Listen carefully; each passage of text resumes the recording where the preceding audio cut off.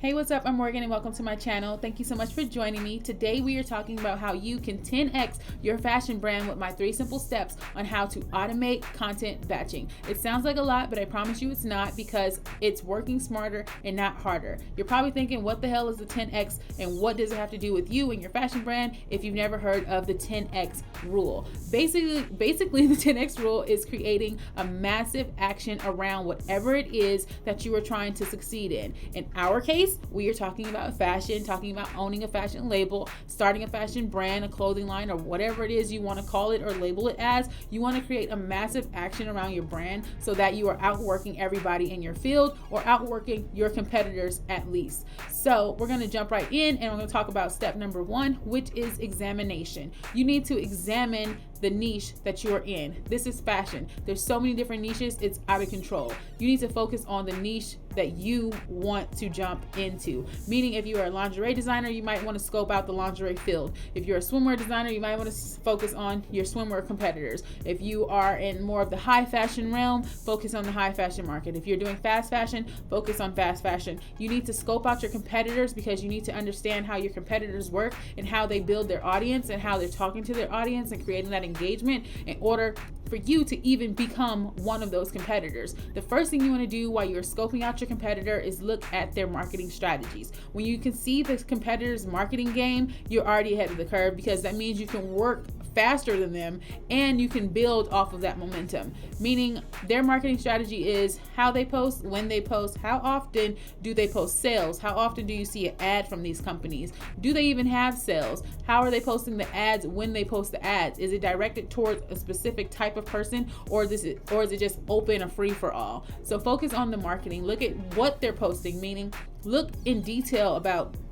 the type of pictures that are creating engagement around your niche. If you can see and really understand how that customer got to that picture and how that customer commented on that picture, you will be more inclined to represent your brand at full capacity, because you already know how to target your audience, which is that audience of your competitor. So now that you figured out how to look for the marketing strategies, now that you know how they target their audience, we're going to move into step 2, which is planning everything. And I mean plan everything. Do not skip this step. If you skip this step, chances are you're going to fall behind with the 10xing your brand. So the first thing you want to do when you are planning your brand's layout, you need to know your brand story. You cannot plan ahead if you don't know the story behind your brand. If you're an indie designer or whether you're working with a team, you still need to plan out your brand story.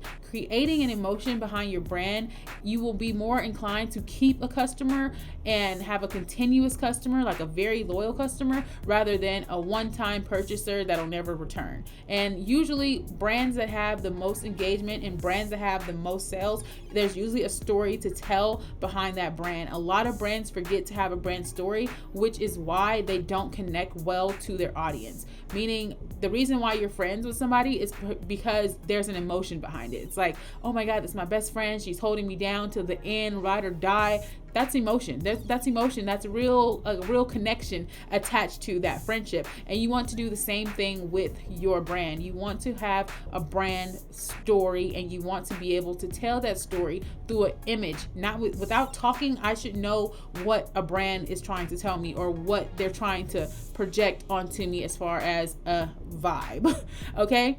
Now, once you have your brand story, you need to make sure, big step, this is a big part.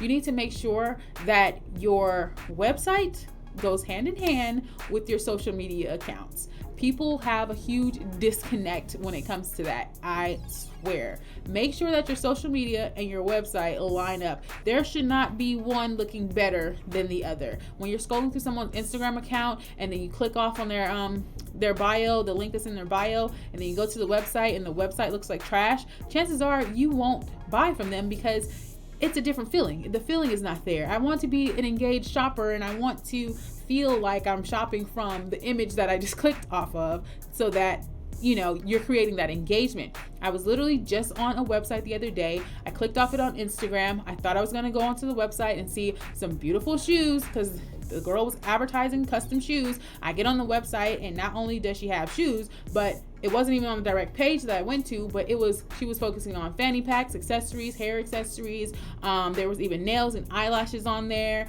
It was just like one of those convenient type shops, but it had nothing to do with her Instagram. There was a big disconnect. There was no story. I felt weird. It was kind of like, maybe it's catfishing me, I don't know. So I didn't buy anything because I just didn't like the way the website made me feel. So having a connection to your brand, Instagram, Twitter, wherever you're posting on social media, and having it line up with your website creates a very trustworthy brand.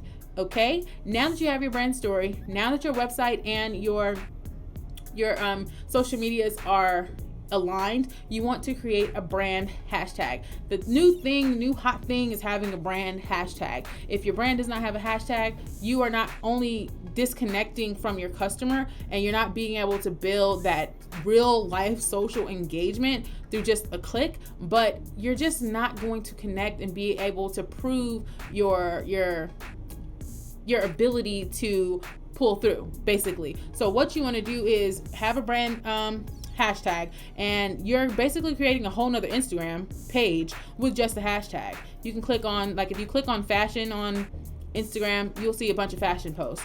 But if you click specifically on a brand's hashtag, you're going to see the customers that have purchased from them. You're going to see the press that they're getting. You're going to see from your own page the things that you post, and you're going to make sure that your customer is seeing a visual representation of who you are and who you represent and what it is that you are trying to sell. So create a brand hashtag, okay? So I know that was a lot. It sounds like a lot, but these are the steps you need to take in order to move on to step number 3. Step number 3 is the most tedious. It is where you put in all the work in order for you to 10x your fashion brand. This is where you really get down to business. I cannot stress this enough. We're going to go into my computer because I want to show you the apps that I'm about to talk about, but this is where you maximize your brand and increase the sales, increase engagement. This is the one part of all of 10xing your fashion brand that you really need to focus the hardest on, because this is where you put in, like I said, the most amount of work. The first thing you want to do while you're getting into step number 3 is pick an automation system. Pick what program or platform, whatever you want to call it, is going to automate your content. There are 3 in particular that I know everyone use, and it's Planoly, there's the Later app, and there's Unum. I believe I said that correctly. I think it's pronounced Unum. But you want to pick one of those or find another one that works for you. I just know these 3 are the most talked about. I personally have tried all of them. I still to this day use Later app, and I use the Unum app interchangeably. It depends. I use Unum mostly when I'm on my phone, just using it, just randomly posting to my personal account. But I use Later for my business account because Later has the ability to also work on desktop, meaning I have a bigger screen. I can actually sit down and type out content and type out my captions and things like that. And if you upgrade your plan on the Later app, you have the ability to do a lot more with that app. There's so many options with that app. It's really good. I highly recommend it. But again, choose what works best for you. The thing that you want out of the app that you choose is automation. You want to do something to where you do not have to wake up, like you want to take a nap at 5 o'clock and you know you're going to be asleep past 6. You want to have something that's going to post at 6 o'clock p.m. if you're sleeping, without you having to get up and physically be like, what do I need to write? I need a caption. No, if you plan ahead, your caption is already written in, and all your app is going to do is post it for you. So let's jump into my computer and let's see what's up. Okay, so now that we're inside of my laptop, before I show you how to schedule your posts and make your posts all on autopilot with the Later app, I'm going to show you guys how to input your calendar content, because it's easier if you have a calendar and you write down everything and write down the times, because if you have everything laid out in front of you with the calendar, all you have to do is go into the Later app with all of your actual content, meaning all the pictures and videos and things like that, and you just put the time. You already have everything in your calendar, so all you do is put the time and the caption. So on here, this is my calendar for August. As you can see, I've already scheduled in everything. And you can see, like on Sundays, I do my Mayhem swim inventory. That's every single Sunday. I go and I reevaluate my products and things like that, from the sales, from things that aren't selling during the week. I just reevaluate it and I figure out how to actually update my website accordingly. Also, the first Sunday of every month, I tend to do my full content of pictures. So as you can see right here, I schedule in at from 6 a.m. to 10 a.m. I schedule in photo shoot swim content. My notes for that says get photos for 1 month Instagram content, and update those product photos accordingly. When I put update accordingly, I basically mean throughout the week, if I see my customers engaging more on one type of photo or imageries, or especially if it's a product of mine and not just like a quote or something, I can also take that picture and update my website with that picture, because if you go on my website, the same type of people are going to engage with that photo and they're more inclined to buy something. So that's what's scheduled. So every Sunday, have my inventory. If you're a brand, you need to schedule in inventory days. You need to schedule in sales days, shipping days. I tend to do this on Sunday. So the next day, on Monday, I batch content my YouTube my YouTube channel. So on Mondays and on Wednesdays, I tend to post on YouTube. That's a schedule that I want to keep. And I'm pretty sure I'm going to throw in a Friday or Saturday. I'm just not sure yet. So twice a week, and I schedule it in for every single Monday and every single Wednesday, usually at 6:45. Right now it's 7:49. I'm still recording. Problems. But that's what I would schedule in. Now, when it comes to your social media content, meaning on Instagram or Twitter or wherever, Pinterest, wherever it is that you're creating the most engagement, schedule in every single thing down to the minute, okay? So for mine, you can see on Mondays, I have a lot of interaction on Mondays, usually between 7:30 a.m., 12:30 p.m., and 7:30 p.m. as well. On Monday, so every single Monday, I schedule in this exact same time, 7:30, 12:30, and 7:30 p.m. I schedule in for an Instagram post. As you can see, at 7:30, it says Instagram morning. So usually I'll post something similar to my brand that has to do with like a vibe, get your morning started with something cool. And then midday, I'll post something motivational. And then at 7:30 at night, it'll pretty much be a brand type content post, something that has to do with a product of mine. So I'll do that. What you don't want to do is bombard people and make them feel like you're forcing something on them. So make sure you schedule it according to your brand's aesthetic. And then the next day on Tuesday, you can see Insta Story Engage. It's supposed to say engagement. So I click on Insta Story Engagement just like this, and I do this every single Tuesday. It's the schedule I'm trying to keep. I just start using Insta Story, but as you can see, this is another form of engagement. It's not just an Instagram post. Of course, you're going to post on Tuesday on your Instagram page, and you're going to schedule in that time, but I schedule in to make sure I actually get on my Insta Story on Tuesday. Under my Insta Story engagement, basically what I'll be doing is doing like lives or polls or Q&As or something like that. Something that creates people to talk back to you, so that you're not only building up your brand, but you're also building up their trust with you as the brand owner. So you want to schedule in some time to go live. So I chose Tuesday to go live on Instagram, and I chose Thursday to go live either on Facebook or Twitter. So that's switching interchangeably between platforms. And again, Wednesdays, I post 3 times a day, 7:30 a.m., 1:30 p.m., and 9:30 p.m. because people tend to get to my posts earlier on Wednesdays, and that's just something I noticed. And again, same thing on Fridays. I post twice a day. I post usually midday and in the evening, because that's when most of the people that I do content for are engaged on my social media platforms. And I schedule in workouts, which has nothing to do with this, but this is how you batch your content. Schedule in the times and the dates for when you want to post and engage on your social media, and then you go into this app right here, which is the Later app. And as you can see, I already have 2 things in here because I input them in here for example purposes. I literally deleted this whole thing when I could have just used the next month to show you guys an example. But I'm showing you right now how to do this. You can import your photos from the desktop or on your phone. All you do is drag and drop, just like you would do any other type of program. So as you can see, I have 2 posts scheduled for today, one at 9 p.m. and 11 p.m. They're not going to post. I use these for example purposes, like I said, and they're on autopilot. I don't have to be notified if I don't want to. They're just going to post automatically to my account without me having to do anything, because I've already imported all of the content that I need. So I'm going to show you an example really quickly how to do this. And you can do this with Pinterest, Facebook, Twitter. As you can see up here, you can do the week view or month view. You can upgrade this plan and have way more features.